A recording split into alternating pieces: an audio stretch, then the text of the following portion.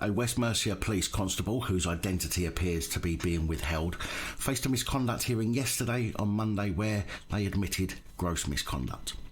The West Mercia police constable, who has not been identified, has apparently had their name redacted for what's been called legal reasons, but found themselves in bother after sending discriminatory messages referring to George Floyd and his death over in America.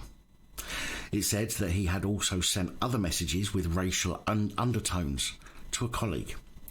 During the hearing, the unnamed defendant admitted the messages were sent but denied there being any racial undertone or motives.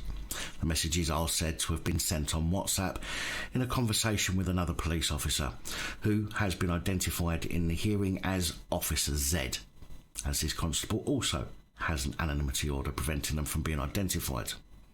The unnamed constable, not Officer Z but the other one, is said to have been being investigated for an unrelated matter when the messages came to light.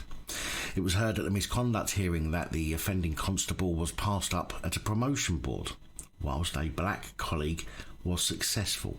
He then sent a message to Officer Z saying that he would blacken up for the next attempt, although he did allegedly apologise to his colleague shortly after.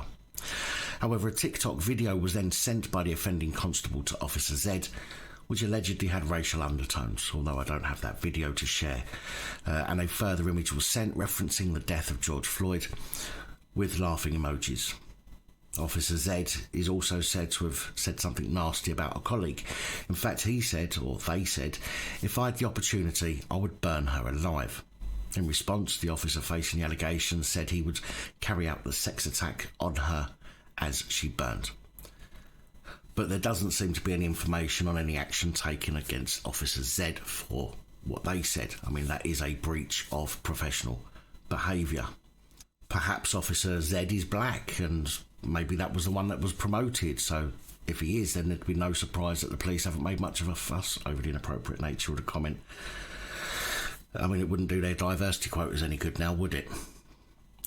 Detective Inspector Leslie Williams, representing the first police officer, said he accepted sending the images and memes and had responded to each allegation with his own account.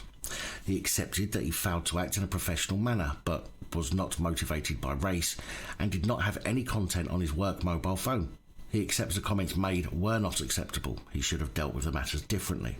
She also explained the officer had suffered from a disability for some considerable time and that needed to be taken into account. Of course, because disability turns people into discriminative arseholes, doesn't it? I mean, that must have been left off the symptoms list the last time I looked. Now, Officer Z doesn't appear to be having anything done about their inappropriate content, which is clearly a breach of professional standards. But as for the other constable, who seems to be so disliked that they haven't even been assigned a letter, he's now waiting for the decision of the hearing as to his punishment. I will, of course, let you know what that is in due course.